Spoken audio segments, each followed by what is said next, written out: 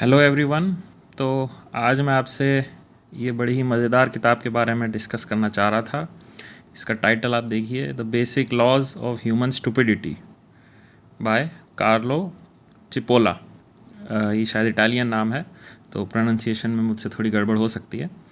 और तालिब साहब ने भी इस बुक की काफ़ी तारीफ़ करी है, नसीम निकोलस तालिब। इनकी बुक्स पे भी कभी हम डिस्कशन करेंगे अगर आप लोग चाहें तो। बट ये एक छोटी सी बुक है, हार्ड कवर, और मुश्किल से 80 पेज की है। लेकिन ये बड़ी कमाल की बुक है कि जो इंसान की बेवकूफ़ीपना है उसको इन्होंने क्वांटिफाई कर दिया लॉज में, मैथमेटिकल लॉज में। और तो कई लोग कहते हैं कि ये किताब तो बस इन्होंने एक मजाक के तौर पे लिखी थी, बट ये बहुत पढ़े लिखे, बहुत ही मतलब प्रॉपर हिस्टोरियन रह चुके हैं और मतलब काफ़ी एकेडमिक टाइप के आदमी हैं। तो कोई श्योर नहीं है कि ये बुक इन्होंने मजाक के रूप में लिखी थी या सीरियस थे। तो आइए डिस्कस करते हैं ये। मैं बस आपको जल्दी से इन्होंने 4 लॉज दिए हैं, अभी इसमें बेसिक लॉज हैं, तो 4 लॉज ऑफ ह्यूमन स्टुपिडिटी। मैं आपको जल्दी से वो लॉज दिखा देता हूँ। तो देखिए, जैसे पहला नियम ये कहते हैं, द फर्स्ट बेसिक लॉ, कि हमेशा, हर वक्त, हर कोई अंडर एस्टिमेट करता है number of stupid individuals in circulation. कि असल भीड़ में अगर मैं आपसे कहूँ कि अगर 100 लोग हैं तो कितने लोग किसी चीज़ में स्टूपिड होंगे या गलत होंगे या बेवकूफ़ी वाली हरकतें करेंगे, तो आपका जो भी नंबर होगा, जो भी आप आंकड़ा देंगे, वो हमेशा गलत ही होगा। आप हमेशा अंडर एस्टिमेट ही करेंगे। अगर आप बोलेंगे 50% तो होगा शायद 60 बोलेंगे तो 70। तो ये इनका पहला नियम है।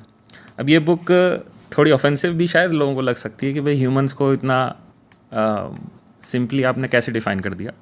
बट इसके ग्राफ पे हम इन्होंने ग्राफ दिया है बहुत अच्छा, और शायद उससे कई लोग कुछ सीख सकें। तो वो आपके ऊपर है कि आप इसको कैसे समझते हैं। तो ये पहला नियम था इनका।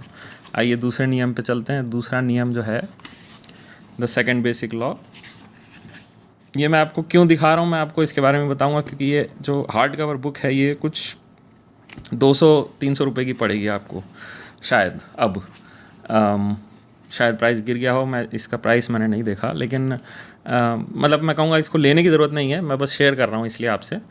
तो ये देखिए दूसरा नियम क्या कहता है कि probability that a certain person can be is stupid is independent of any other characteristics of that person.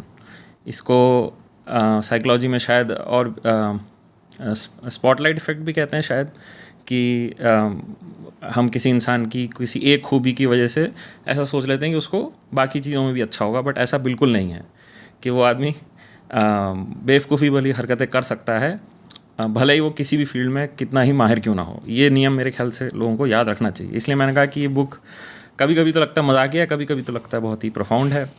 तो ये इनका दूसरा नियम था। आइए तीसरे नियम पे चलते हैं। ये देखिए, the third and the golden basic law, ये बहुत इंपॉर्टेंट लॉ है, देखते हैं ज़रा। ये है, a stupid person is a person who causes losses to another person और to a group of persons while himself deriving no gain and even possibly incurring losses। इसका क्या मतलब हुआ कि बेसिकली ये स्टूपिड पर्सन की डेफिनेशन इसमें दे रहे हैं कि भाई स्टूपिडिटी का मतलब क्या है इनके अकॉर्डिंग, इस बुक के अकॉर्डिंग, कि वो खुद का तो नुकसान करता ही है और दूसरे का भी नुकसान करता है, या दूसरे को फ़ायदा बिल्कुल नहीं पहुंचता है और ज़्यादा नुकसान ही होता है। तो उस टाइप के इंसान को या उस टाइप की हरकत को ये बेवकूफ़ी कहते हैं। ठीक है, ये हो गया तीसरा नियम इनका। आइए आते हैं चौथे नियम पे, फोर्थ बेसिक लॉ क्या कहता है, non stupid people always under estimate the damaging power of stupid individuals. जो बेवकूफ़ नहीं है वो अंडर एस्टिमेट कर जाते हैं कि भाई कुछ स्टूपिड इंडिविजुअल्स अगर उनके पास पावर आ जाए या ये कितनी डैमेजिंग हरकतें कर सकते हैं, वो हम अंडर एस्टिमेट करते हैं। कभी कभी आपने सुना होगा मॉब जस्टिस जैसे जिस चीज़ को बोल देते हैं, या फिर इवन मीडिया ट्रायल जिसको कहते हैं ना, कि भाई कुछ ग्रुप ऑफ पीपल ने जोश में आके कुछ कर दिया बिना सोचे समझे। तो हम हमेशा अंडर एस्टिमेट करते हैं उस चीज़ को कि ये कितना डैमेजिंग हो सकता है या इनकी पावर कितनी डैमेजिंग होती है। कि ये कॉन्स्टेंटली भूल जाते हैं कि इनसे डील करना कितना कॉस्टली हो सकता है। किसी बेवकूफ़ इंसान से मुझे फिर हंसी आ रही है, मैं पहले पढ़ चुका हूँ कि ये हमेशा भूल जाते हैं नॉन स्टूपिड लोग कि इनसे एसोसिएट करना भी कितना दुखद। ये शायद हो सकता है ऑथर का पर्सनल इंटरेक्शन काफ़ी अच्छा नहीं रहा होगा लोगों के साथ, क्योंकि ऐसे तो मतलब इतना बेवकूफ़ तो मुझे भी कोई आज तक नहीं दिखा है। लेकिन ये इनका चौथा नियम था। अब मैं आपको इनका एक ग्राफ दिखा देता हूँ जिस वजह से ये इतनी अच्छी बुक मानी जाती है। देखिए ये एक्स एंड वाई ग्राफ है, सिंपल सा ग्राफ है। तो इसमें ये जो एक्स एक्सिस है यहाँ पे है कि आपका अपना फ़ायदा हो रहा है या नहीं। तो एक्स मतलब अपना फ़ायदा, वाई मतलब दूसरों का फ़ायदा, ठीक है। तो ये पॉजिटिव में है, ये पॉजिटिव में है, इधर नेगेटिव साइड है एक्स का, मतलब कि इधर आपका नुकसान हो रहा है, और वाई इधर नीचे की तरफ मतलब दूसरों का नुकसान। तो इस हिसाब से इन्होंने 4 कोऑर्डिनेट्स में ग्राफ को बांट दिया। तो अब ये आप देख रहे हैं बी एस एच आई, ये क्या है? तो ये कह रहे हैं शुरू करते हैं स्टूपिड लोगों से शुरू करते हैं, ठीक है। तो एस मतलब जो स्टूपिड लोग हैं वो क्यों है स्टूपिड? देखिए अपने का तो नुकसान कर ही रहे हैं, यहाँ पे जो आदमी होगा वो अपना नुकसान कर रहा है और दूसरों का भी कर रहा है। तो ये वाले जितने भी लोग हैं ये स्टूपिड लोग आते हैं।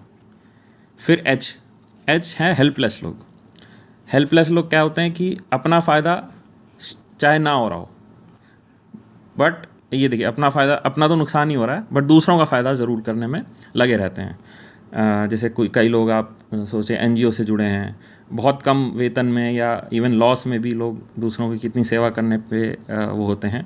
तो उनको ये एक तरह से हेल्पलेस कह रहे हैं कि आप इन लोगों का कुछ कर नहीं सकते, कि ये लोग अपने पर्पस के लिए अपने पे दुख झेल भी लेंगे लेकिन दूसरे का फ़ायदा ज़रूर करेंगे। तो ये लेकिन इनको इंटेलिजेंट नहीं कह रहे हैं।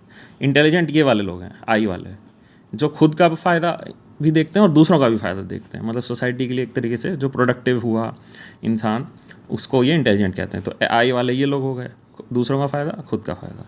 और फाइनली ये हैं बी मतलब यहाँ है बैंडिट का मतलब हिंदी में चोर। तो जो खुद का ही फ़ायदा देखता है और दूसरों का नुकसान देखता है ना। बात तो सही है, कुछ लोग ऐसे भी होते हैं कि चुरा लिया, चोरी कर ली, तो खुद का फ़ायदा हो रहा है, दूसरे का नुकसान हो रहा है। तो बैंडिट टाइप के लोग होते हैं। तो 4 टाइप के इन्होंने लोग बताया। उसमें जो स्टूपिड लोग हैं वो ये हैं इनके हिसाब से। ये कह रहे हैं कि बुक में कि बैंडिट भी भैया स्टूपिड लोगों से बेटर है, क्योंकि वो कम से कम अपना फ़ायदा तो देख रहा है। जो चोर है कम से कम अपना फ़ायदा तो देख रहा है, जो बिल्कुल ही स्टूपिड है वो सबका ही नुकसान कर देता है। तो बढ़िया फ़नी बुक लगी मेरे को। ये ग्राफ अगर आप चाहें तो बस ये ग्राफ ही काफ़ी है इस बुक को समझने के लिए। मैंने आपको बता ही दिया और मैंने आपको नियम भी बता दिए सारे। और लास्ट में बस आपको मैं दिखाना चाहता हूँ, ये देखिए, ये इन द फॉलोइंग पेजेस ये इन्होंने कुछ ग्राफ्स दिए हैं कि आप अगर कुछ ऐसे लोगों से मिलें तो आप उनको प्लॉट कर सकते हैं कि ये आदमी कौन से क्वाड्रेंट में आता है ना, कि वो चोर है, वो बेवकूफ़ है, वो इंटेलिजेंट है, या फिर दूसरों का भला करने वाला आदमी है। ये कुछ ग्राफ्स भी दिए उन्होंने एक्सरसाइज के लिए। तो ये उनके बारे में थोड़ा सा हाँ, इकोनॉमिक हिस्टोरियन भी रह चुके हैं, तो ये हैं तो काफ़ी पढ़े लिखे, और बट छोटी सी बुक है तो मैंने कहा आपसे शेयर कर ली जाए। देखिए ये प्राइस इसका वैसे तो 400 लिखा है रुपीज़ में, तो ज़रूरत नहीं है इसको लेने की, बट मैंने कहा कि आपसे ये डिस्कस कर ली जाए। तो कैसा लगा आपको बताइएगा और शेयर कीजिए, और थैंक यू।